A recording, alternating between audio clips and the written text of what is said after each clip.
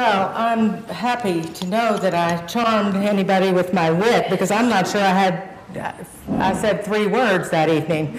Well, like, be quiet, Wes. I think that was it. But anyway, well, I'm delighted to be here. You all live in a beautiful place.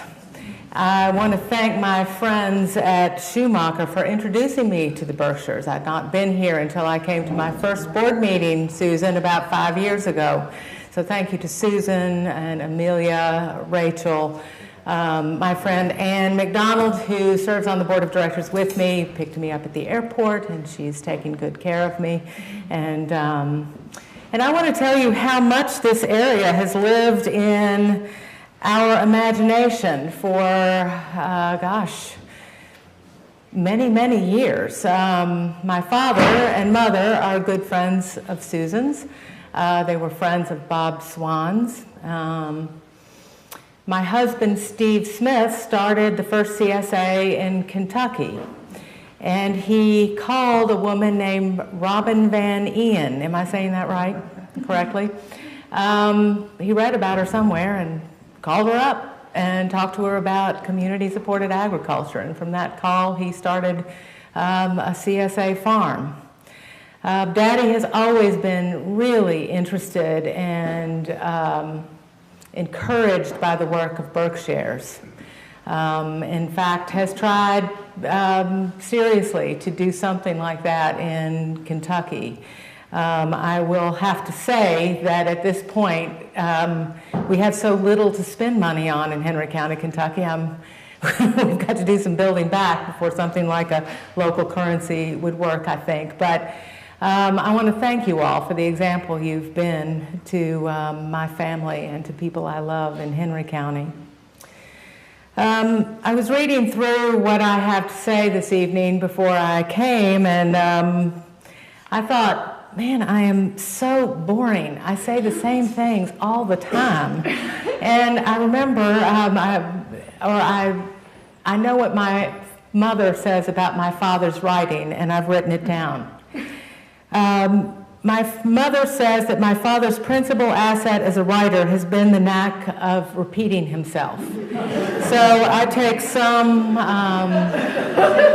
solace in that I'm going to be repeating myself, and some things you just can't say enough. I also wrote something else down yesterday, just as sort of it sort of sums up the reason that I'm doing what I'm doing and everything that I think, well, not everything, but a lot of what's on my mind, and I think what's on the people at Shumacher's minds, and a lot of good people around the country. Every town in my small county is now either dead or dying. This dying, of course, is involved in the dying of rural communities. But the dying of rural communities is preceded by the death in agriculture of the cultures of husbandry, the result of being eroded in toxic grain fields, plundered woodlands, and polluted rivers. It is rural America, the actual land and the actual people of our country, that is dying. Obsession with the future and with visions of the future are no help at all, but only make things worse. What politicians, economists, journalists, public intellectuals, and other enlightened ones need to do is look at, learn about, and understand what is going on right here, right now in rural America. My talk is to suggest some ways that we might go about this work of settling America in the only way I think it is possible, by doing the work in our own places that is right in front of us to do. In 2012, the Berry Center had a conference to celebrate the 35th anniversary of the publication of The Unsettling of America, a book my father wrote and published in '77. Does that add up correctly? We called it From Unsettling to Resettling. What will it take to resettle America? About 15 minutes after the programs were delivered from the printer, I realized my mistake. We have never settled America. We have colonized it. I will use the work of the Berry Center to make the case for local work, not because I think I have a greater understanding of the answers than anyone else, but because I know so little. Really, a good deal of time was spent every day trying to come up with the right questions to begin to, as my father would say, solve for pattern. I'd say the first few years of the Berry Center were spent that way. Once you can get to a list of questions, then the work can start. When my father in West Jackson decided a few years ago, well now many years ago I'd say, to celebrate ignorance at a gathering in Matfield Green, Kansas, I was greatly comforted by the event. I am much more comfortable in a room with other people trying to figure things out than a room filled with experts. I do feel able to speak to the problems of rural Kentucky and other rural places by virtue of my love for my own place and a lifetime of farming, both entrepreneurially and within a federal program, and a family history of passionate farmers and passionate advocates for farmers and farmland. And I know, like my friends at the Shumacher Center for New Economics, I will live with the consequences of my work for the rest of my life. My home is in farm country in north central Kentucky. I have lived and farmed there all of my life, first by birth and then by choice. My great-grandfather said after the first and only trip he ever took in his life, "I didn't see anything I liked better than the field behind my barn." I am his true heir. While I'm grateful for the traveling I have done and the places I have seen, nothing has tempted me away from the beautiful, maybe unremarkable, but now threatened landscape of my home country. Even now, when this country so familiar to me is also strange to me, it remains the only place I want to live. I know that it is strange to my husband, a lifelong farmer and a descendant of generations of farmers. I know from my father's writing and my daily conversations with both my parents that they feel the strangeness of it every day, but there we stay. And so I have been a member of the same community all of my life, where my family has lived and farmed for 8 generations before me. I came easily to the idea of the membership, as my father calls it, because of my work, often done quite reluctantly when I was young, in the tobacco fields on neighbors' farms, in hay fields, and the work that went on every day on Lane's Landing Farm, where I grew up and where my parents live now. What my parents wanted my brother and me to notice, they told us to notice, and not just once, and they haven't quit. I managed, often in spite of myself, to grow up under the tutelage of men and women who lived by farming and who were passionately interested in the work of their places every day. I have always known myself to be one of the lucky ones. I come from a long line of people who've been able to follow a calling to farm. It was this knowledge some years ago that led me to start the Berry Center. When I wanted to come home after school, there was something to come home to. My father says in The Unsettling of America, quote, "A culture is not a collection of relics or ornaments, but a practical necessity, and its corruption invokes calamity. A healthy culture is a communal order of memory, insight, value, work, conviviality, reverence, and aspiration. It reveals the human necessities and the human limits. It clarifies our inescapable bonds to the earth and to each other. It assures that the necessary work is done and that it is done well. A healthy farm culture can be based only upon familiarity and can grow only among a people soundly established upon the land. It nourishes and safeguards a human intelligence of the earth that no amount of technology can replace. The growth of such a culture was once a strong possibility in the farm communities of this country. We now have only the sad remnants of those communities. If we allow another generation to pass without doing what is necessary to enhance and embolden the possibility now perishing with them, we will lose it altogether." Unquote. That was published 41 years ago, and we have lost 2 more generations of farming people. The children and grandchildren of farmers are now working in power plants up and down the Ohio River, and these are the economic winners. Many of these men and women are still farming. They are working full-time off the farm for the right to farm. And so the membership has changed. Some of the young farmers we work with are mad as hell, and mad at the wrong people. I expect most of them voted for Trump in our once solidly democratic state. The membership is fractured because of unrelenting economic stress. My father heard a farmer say in a meeting recently about agricultural runoff in the waterways in Kentucky, "It is hard to make the right decision on your farm when you are wondering who will be the next person to live in your house." Good work as membership is just one way to speak of a wholeness that I believe human beings long for. It must involve working in harmony with nature and with one another. How to work toward this in a land-destroying, people-destroying economy is our great challenge. Farmland and farming communities all over this country are in decline or have been swallowed up by our industrial economy. In that, we are tragically the same as other rural places all over the United States, and I suppose our world. A difference in our area is that our decline in my part of Kentucky can be directly tied to the loss of the Burley Tobacco Program. The program ended in 2004, which gives us 14 years to see what happens to a farm culture when its economy is removed. The Burley Tobacco Program defended a crop that turned out to be indefensible, and so I believe the program and its principles have been quickly forgotten. It was the only farm program, a price support, never a subsidy, that served the people it was supposed to serve, the small family farmers. Because it limited production of a high-value crop, it protected farmers and farms from overproduction and encouraged a highly diversified farm economy from 1941 until the program ended. For a while, we had a fairly stable farm population that supported the little towns in our country.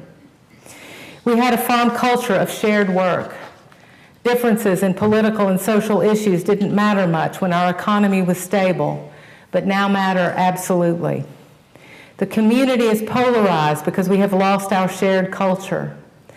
In spite of 40 years or so of a local food movement and our close proximity to urban markets, we are losing farms and farmers at a terrifying rate. I was recently asked to write a foreword to a book first published in 1990 and just reissued, so that year has been on my mind a good deal lately. My youngest child, Tanya, was born in February of that year, and my grandfather, John Berry Sr., turned 90 the following November. He would die at 91. My grandfather was a lawyer and a farmer who served land-conserving communities all his life. He was the principal author of the Burley Tobacco Program. My daughter was born onto a farm and into a way of life that would not have existed without the work of her great-grandfather. In the 28 years since her birth, that way of life has virtually disappeared. And maybe most importantly in relation to our work at the Berry Center, my husband, Steve Smith, started the first CSA in Kentucky in 1990. We then thought it an historical event that would begin the change we needed. His accounting, shared publicly, proved that a farmer could make more per acre by raising vegetables than could be made on tobacco. He and I talk often of our attempts to keep farming without tobacco, which we did successfully. However, we believed all those years ago that our entrepreneurial work was to keep making farm payments while we, naively it turned out, believed that there would be a local food system that farmers would soon join. Our other mistake, it has turned out, was to believe that local farmers were essential to a local food movement. My father says that his father did the important work, and he and his brother John Berry Jr. just took it up. My brother Den and I have now taken it up at the Berry Center. That work was and is to put a sustaining economy under good farming. We are working to ask and answer what seem to me to be the most important questions of our time. How can farmers afford to farm well? How do we become a culture that will support good farming? I believe that it was the realization that after 40 years of a local food movement and much work done by my family and others to move farmers past dependence on tobacco, and the fact that I could point to almost no good result in the well-watered, fertile land of my home led me to start the Berry Center. Henry County, Kentucky is 40 miles northeast of Louisville, a city said to have 5 times the demand for local food than there is supply. I went to my father with my concerns. We're going backwards, I said. We've got to work on protecting farmers in the marketplace, education for new farmers and for existing farmers. The Burley program needs to be studied, not forgotten, and so on. And maybe most importantly, we need to work on these things from an agrarian, from a farming point of view. He said, it sounds like you're starting a center. Do it. Well, I wasn't thinking about starting a center, actually. I actually thought he should probably get busy and do more. But anyway, so I have started a center. Agrarian thought must be institutionalized, and to do so, we must work on the culture of agriculture. Besides the things that pop up almost daily that we deal with at the center, the latest being a couple of our few remaining small dairy farms losing their contracts with Dean Foods, our 4 main programs will give you an idea of how we're working in Kentucky. The first is the Wendell-Berry Farming Program, and maybe some of you heard Matthew Durr when he was here, a couple of weeks ago? Somebody can yell out, we've already heard that if you feel so moved. We must have more farmers. We must have more farmers who understand how to build the soil. It will be more difficult to build a population of good farmers than it has been to get rid of them. We have lost much of the local culture that passes knowledge and land from one generation to another. We need to educate young and not so young farmers, but how should this be done? With only 16% of us living in rural places, and of that percentage, less than 0.75% actually farming, it is imperative that we educate these students to go home to farm, or dig in, make a home, and take up farming somewhere else. The urgent need for farmers is clear if the problems of conventional agriculture are acknowledged, and if the local food movement is to become a cultural change. The kind of change that stabilizes rural communities, builds soil, stops soil erosion, and deals correctly with climate change, food instability, and the iniquities of our current food system. The kind of change needed to stabilize urban communities as well. After founding the Berry Center in 2011, the first project that we took up was the Berry Farming Program.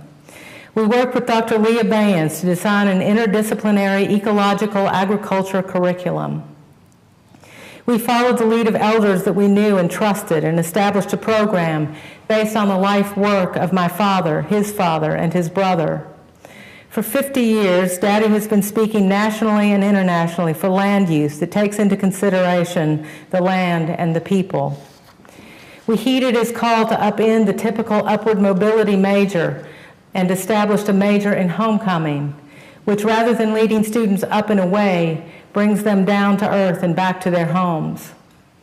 In the fall of 2013, after much searching for the right place to start, we launched the pilot program at St. Catherine College, a school established by the Dominican Sisters of Peace in Springfield, Kentucky in 1931.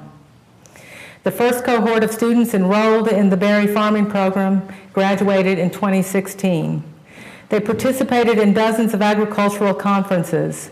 This is my name-dropping sentence. You'll have to excuse me. They spent countless hours serving communities, and they had meaningful encounters with Wes Jackson, Vandana Shiva, and the Prince of Wales. Are you all impressed? I thought about taking it out, and I found that I just couldn't. They did pragmatic research in sustainable agriculture and had internships on farms in Kentucky, Australia, India, and Tanzania. We had students from India and Tanzania.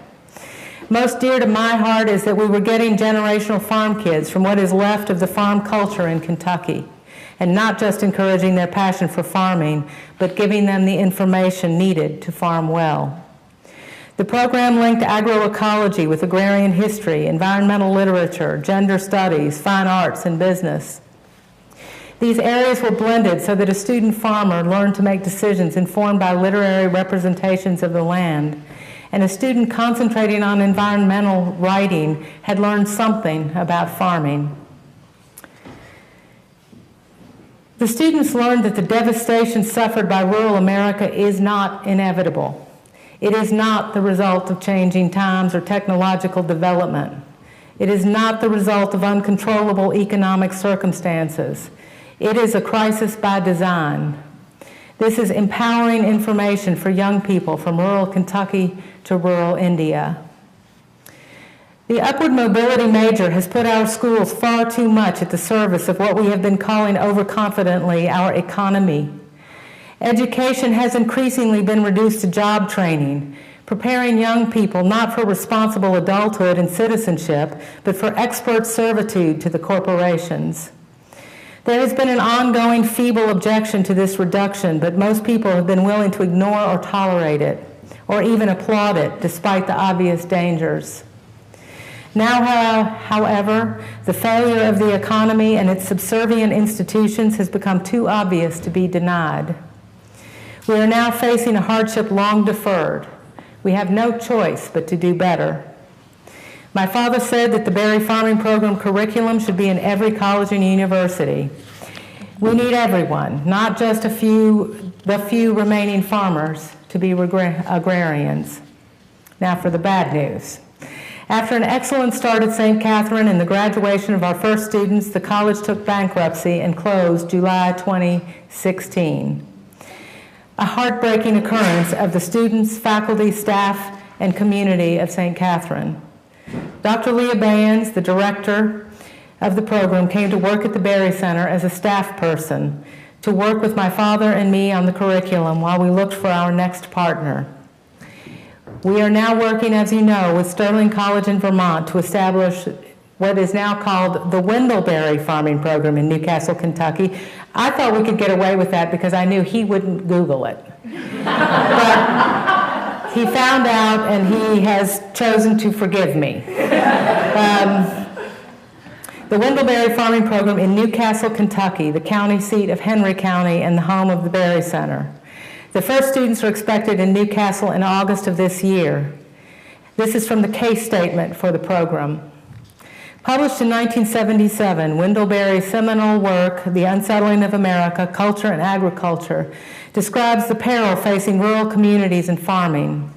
In its pages, he pointed to the miseducation of farmers in industrial agriculture as a critical problem. Now, 41 years later, we live in a very unsettled America with desecrated land, a threatened climate, aging farmers, and a crisis in our rural communities. The Berry Center advocates for farmers, land-conserving communities, and healthy local economies. Sterling College, an accredited liberal arts college inspired by my father and others, pioneered teaching sustainable agriculture.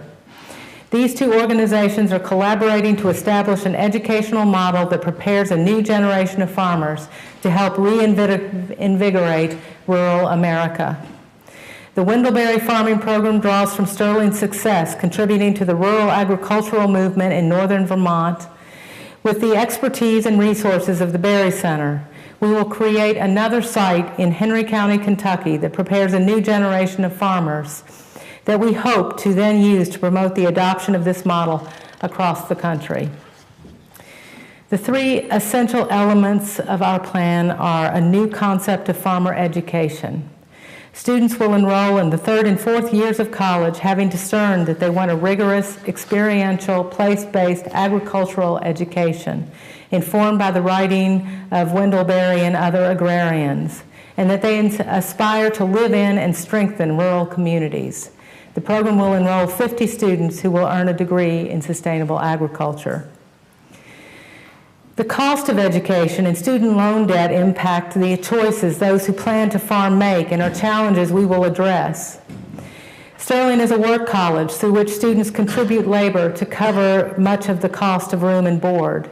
The income earned from the Wendell-Berry Farming Program endowment will cover the cost of tuition. And we're working to raise a working endowment. We understand the barriers farmers face and cannot leave the outcome to chance. Our endowment will work for our graduates by supporting the transition between study and the implementation of the whole farm plan they complete as part of the program. The endowment will secure lifelong access to expertise and low-interest loans to graduates. When the first students come to us in August, they will take a course called Homecoming 1, Good Work is Membership. This is the first course in a year-long curricular sequence. It introduces students to the farm program, the Berry Center, and its home place, Henry County, Kentucky. Students gain insight into the natural and cultural history of the area by exploring how good work leads to membership in place, or as Daddy puts it, how people are joined to the land by work. Our second program is called Home Place Meet and is a present-day iteration of the Producers Program, which is what the Burley Tobacco Program was called, and indeed it was. I will talk about the program in more detail in a minute. As I said, I only have one subject. The program, a federal program, can't be replicated at this point in our history, but it can be used as a model to protect farmers in the marketplace by carefully matching supply and demand to maintain parity pricing. Cheap food policies, out-of-control production, and the false belief that there are too many farmers have driven farmers off farms for decades. We can have a better agriculture if we decide to value the people who understand land use. We accept Wes Jackson's idea of a correct eyes to acres ratio. Farmers must not live in a constant economic emergency. That would be the change that changes agriculture. If food is a cultural product, and we believe that it is, then we believe that there is strength in beginning where our farm culture in Kentucky is. Kentucky has more beef cattle than any state east of the Mississippi River. Cattle farming is the best farming left in our state. Our rolling landscape lends itself to the perennial agriculture of pastures and forage crops. However, we don't finish beef here, which means getting them to slaughter weight. But instead, send our cattle to distant feedlots at weaning weight. Our local processing facility in Henry County has been unable to fill an order from a local distributor for one finished beef a week. Our cattle are well raised until weaning weight. I often think of Will Harris, a farmer from Georgia. Maybe some of you know who he is. I heard him say once that sending your cattle to feedlots is like raising your daughter to be a princess and then sending her to live in a whorehouse. So however you feel about that, you can call Will Harris and tell him. We're establishing a cooperative called Home Place Meat. We have been marketing roast beef for a year and are pleased with the response from the demand side and from the supply side. We are processing at around 600 pounds before the calves are weaned. This allows farmers to join our program without changing much of anything, and they don't have to spend any money. The calves are raised on the cow on perennial pastures, no grains fed, and are ash-free, antibiotic, steroid, and hormone-free. We are on schedule to introduce 2 more lines, a grass-finished product and a non-GMO grain-finished product. We will add pork and lamb as time goes on. And I want to say one thing about, people talk a lot about grass-finished beef, grass-finished, animals finished on grass, so they have no grain. You all probably are familiar with all of this, probably more than my normal audience. In our area, to get a cow to weaning, to slaughter weight, which is around 1,500 pounds, 1,200 to 1,500 pounds, you have to keep that calf an extra year. And there has been no incentive to do that. They're not going to make more money, and so they're just taking more risk on. So we're trying to change that, that whole system. And so far, so good. The meat is wonderful. We believe that if mechanisms are put into place to move local products, if farm production is kept in line with demand and farm prices are fair, the rural economy can heal itself.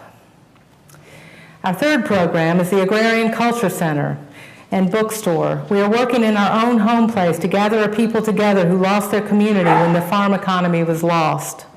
A community once united over generations is now divided. Next door to the Berry Center, housed in a log cabin built in 1790, is our bookstore. The bookstore carries all of my father's books. The rest of the collection is inspired by my parents' home library and features works that have influenced them, titles by friends and mentors, and books for young people that have been beloved by many generations of my family, and some they've never heard of. The Culture Center is the birthplace of a rural reading program, the Agrarian Literary League.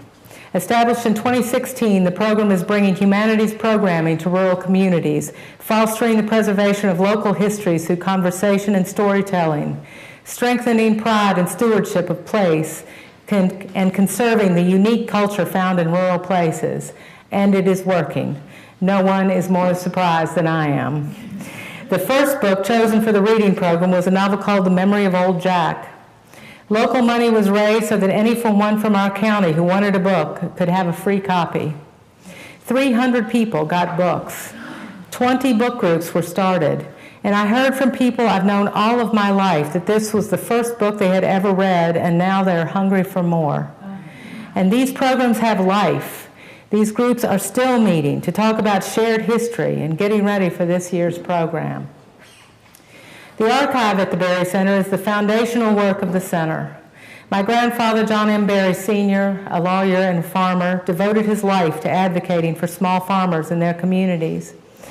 John M. Berry Sr. was one of the principal authors of the Burley Tobacco Producers Program, a federal program that offered the farmers essential protections in the marketplace for over 80 years.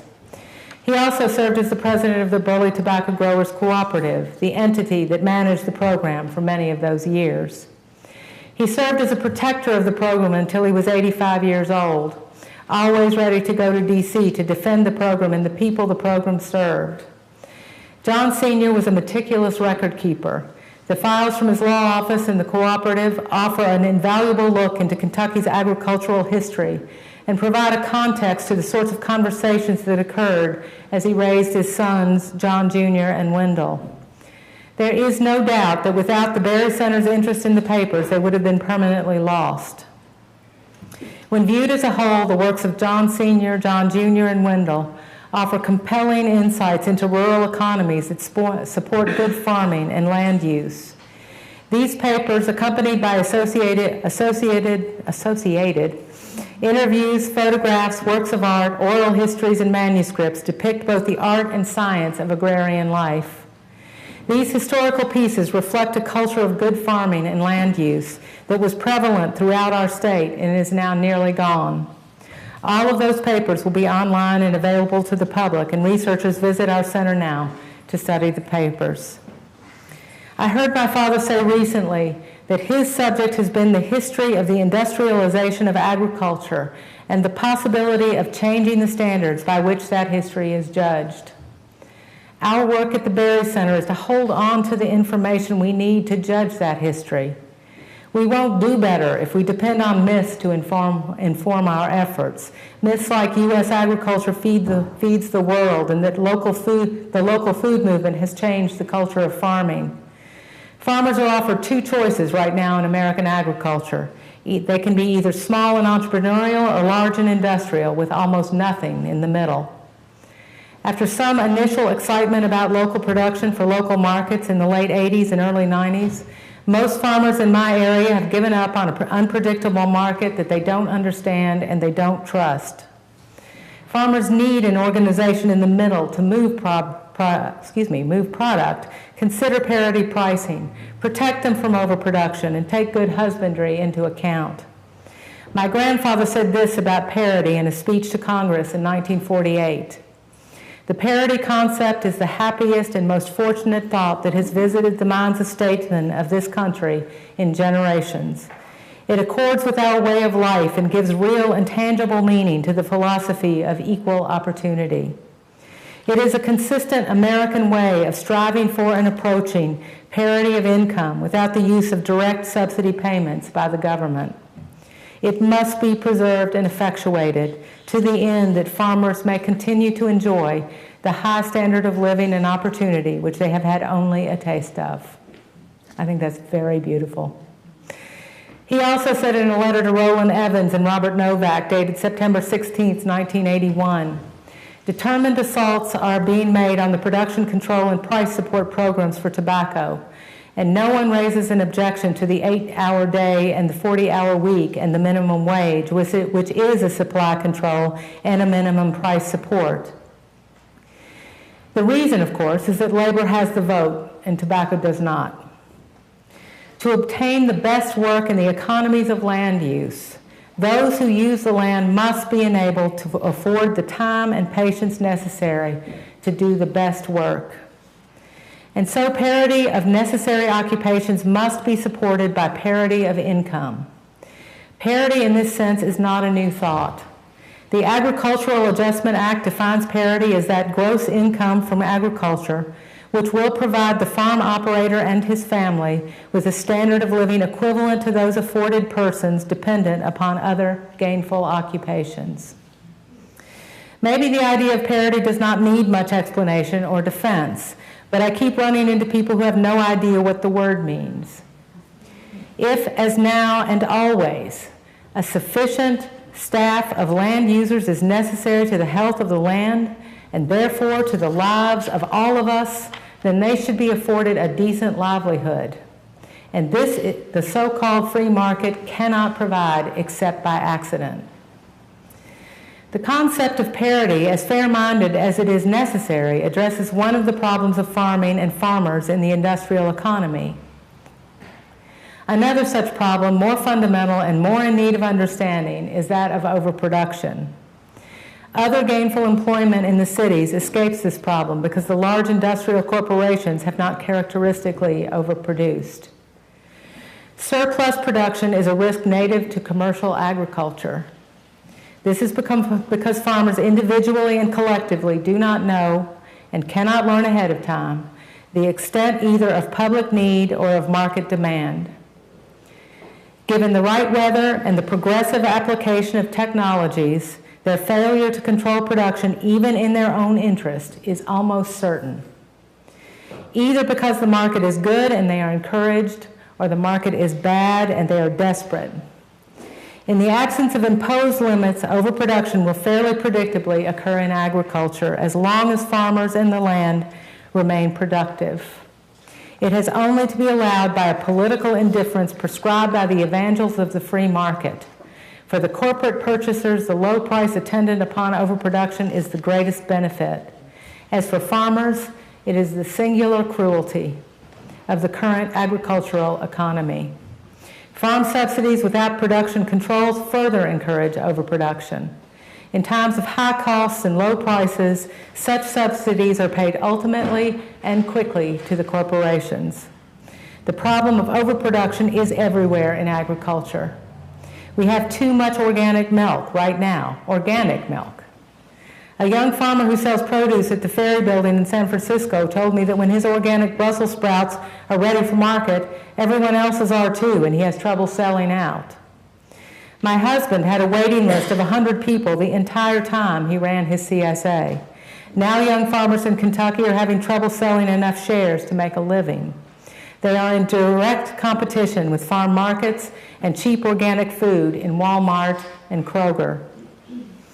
What is left of a generational farm culture is cut off from the information it needs the most. Industrial agriculture, taking most of its information from the Farm Bureau, Extension, and agri-industrial corporations, is not helping farmers to free themselves from the people who could not care less what happens to them or their communities. The local food movement, coming mostly from urban places, doesn't know much or anything about farming and the lives of farmers.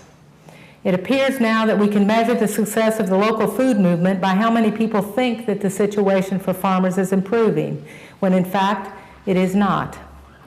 Neither side of agriculture is working for farmers. Fewer than 1% of us are farming, and of that 1%, even fewer are farming in anything like approaching sustainable in a sustainable way. I spoke earlier of a couple of myths. One of the most ruinous is the official doctrine that there are too many farmers. This has never been revoked. This has been in place since the 50s.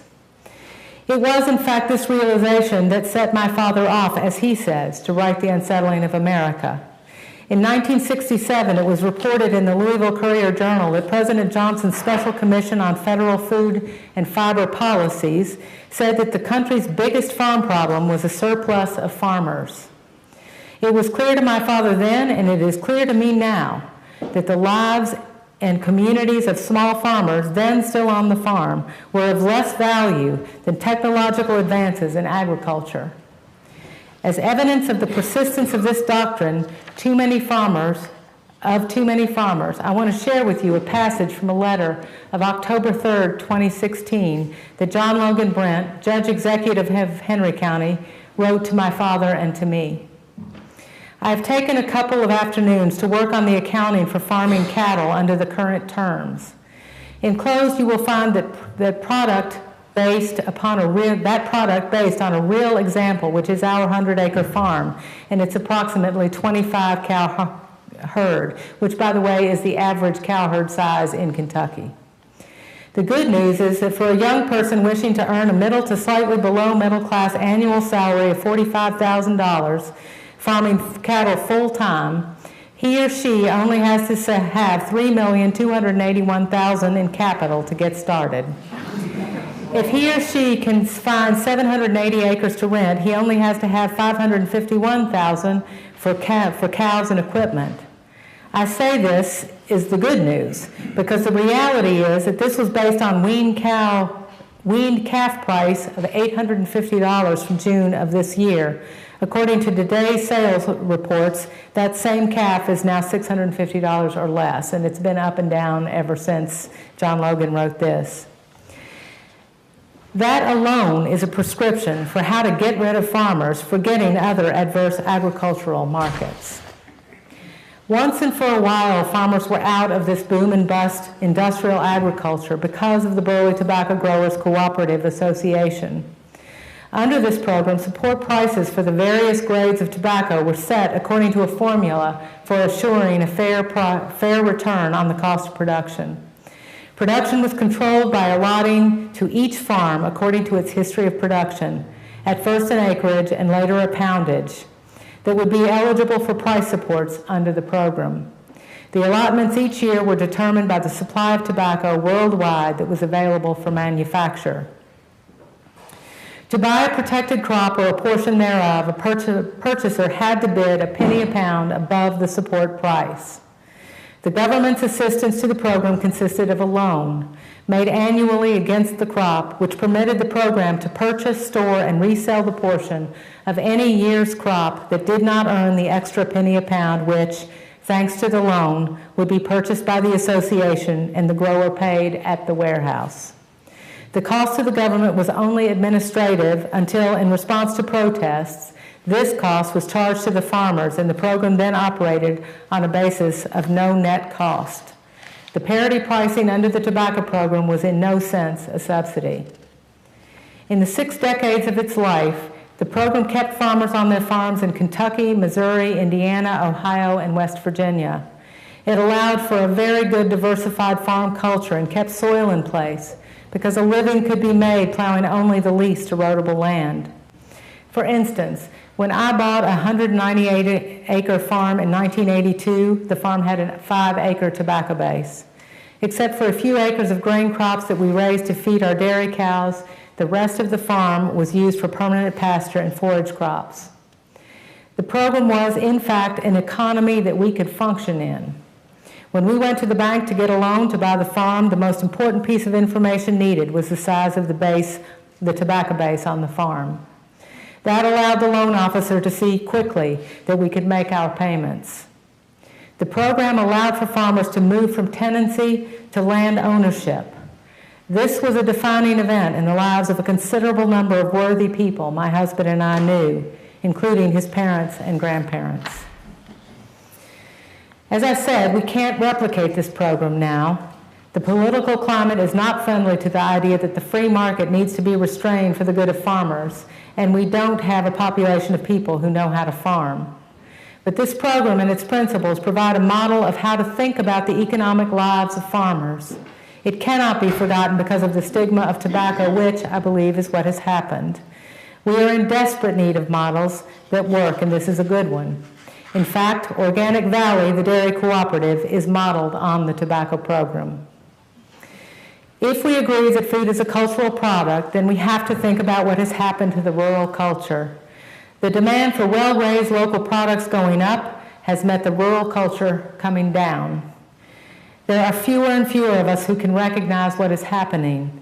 It seems to me that our work is to get hold of what is left of the old culture of thrift, husbandry, and neighborliness, and to strengthen it, to put an economy around good farming that values it. There are still young people who want to farm, who are inheritors of the old ways, and who are called to farm. Our work must relate specifically to a particular farmer on a particular farm.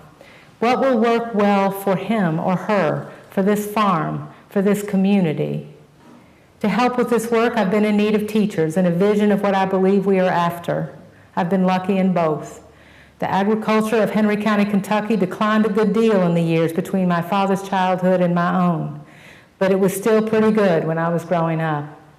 The farms in the little towns still looked well tended. People's pride was in their homes, and it showed. When I started farming in 1981, a farmer who was raised near our farm showed up to help every day when we were harvesting our first crop of tobacco. I had to get a good deal older than I was then to realize what he was doing. He was offering himself to us to save us from mistakes that, with his help, we wouldn't have to make. That is the culture we need again, and what the young people who want to farm now must do without. How can we be more helpful to them? I recently read a little haiku that goes, "Even in Kyoto, I'm nostalgic for Kyoto." One of the things we can do is bear witness to what was. Some of us have the good fortune to have seen a glimpse of a better, not to be heard as perfect, time. This informs our way forward. Like that farmer that helped some young people in a tobacco field some 35 years ago, we can help them and each other avoid some of the mistakes of the past. Can we be open and helpful to each other by freely sharing what we've figured out that works, what doesn't work? And to my mind, most importantly, can we be satisfied to do the work that our places require of us without making the same mistake as industrial agriculture by looking for big, one-size-fits-all solutions? I have spoken a couple of times about what I believe to be the weaknesses of the local food movement. And now I want to talk about the hope it gives me. More and more people are concerned about the food they eat and about the farmers that raise it. This is a great opportunity for that interest to deepen into curiosity and then knowledge about what it will take to reconnect rural and urban places. The local food movement must move beyond entrepreneurial farming if it is to become truly sustainable and if it is to build land-conserving communities. When my father published The Unsettling of America in 1977, right, he says that he had 4 allies, and now look, he says, there are people all over the world deeply concerned about industrial agriculture. Thank you for having me here this evening, and thank you on behalf of myself and my family and my community for all that you do. Thanks.